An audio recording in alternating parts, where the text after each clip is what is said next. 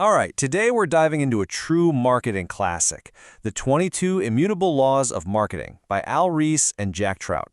This is one of those books that honestly just promises to completely flip the way you think about the business world. So the book kicks off with this absolute bombshell of a quote. Billions, with a B, of marketing dollars are just gone, wasted. It's a pretty wild thought, isn't it? How can so many smart people with these huge budgets get it so fundamentally wrong? Well, according to the authors, the answer is shockingly simple. They broke the rules. And no, not the rules of creativity or finance, but these fundamental, unchangeable laws that dictate how marketing actually works. And this gets us to the core idea of the whole book. Marketing isn't some kind of abstract art form. The others make the case that it's actually a science, and it's governed by principles that are as real and as unforgiving as the laws of physics. Think about it this way, right? You could design the most beautiful, sleek airplane in the world, but if that design violates the law of gravity, well, it's not going to fly. It just isn't. The exact same thing is true for a marketing campaign. It doesn't matter how brilliant it seems on paper. If it ignores these laws, it's pretty much destined to fail.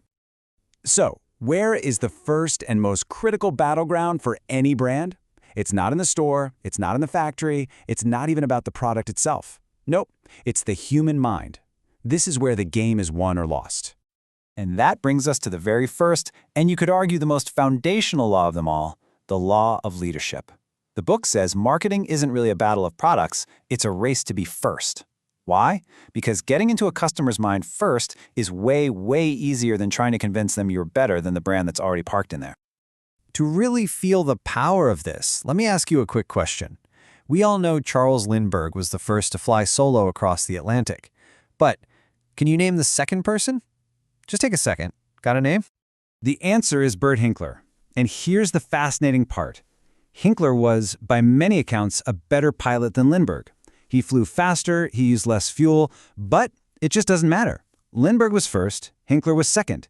And our minds, just like the history books, mostly just remember who came in first. So being first creates this massive, almost permanent advantage. It's huge. This leads us right into the next law, which is the law of the mind. And this one refines that idea of being first. See, it's not just about being first to sell a product. It's about being first into the prospect's mind. IBM, for example, wasn't the first company to build a mainframe computer, not even close.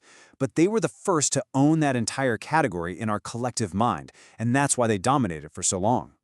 And this right here, this might just be the most important sentence in the entire book. It's the whole ballgame. The only thing that truly exists in the world of marketing are perceptions living in the minds of customers. The perception is the reality. Period. This slide really shows you the fundamental clash in how people think about marketing.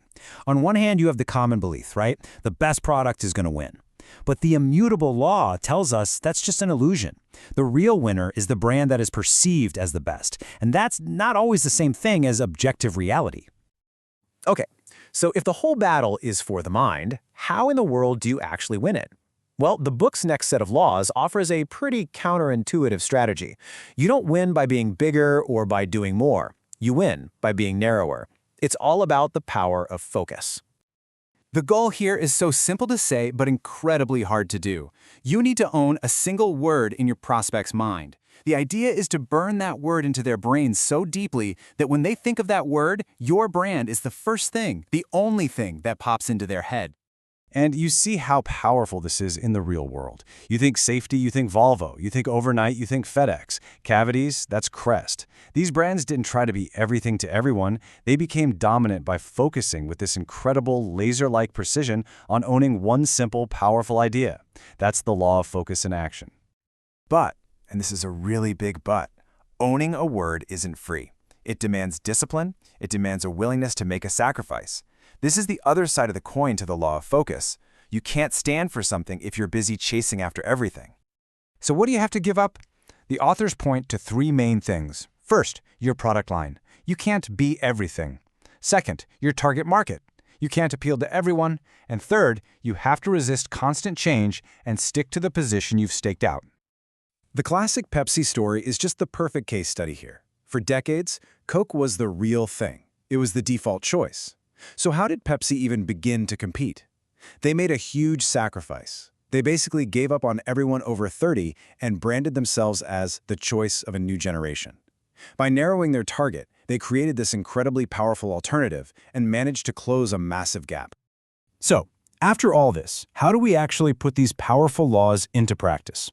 The book gives us a pretty clear path forward, and it all starts with this changing how you think about the game.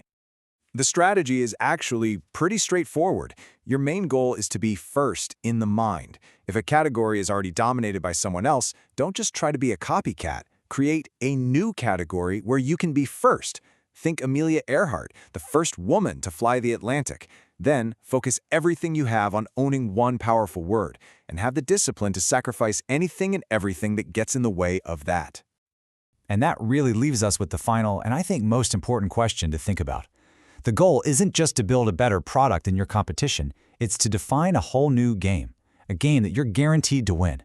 So, what new category can you be the first to own?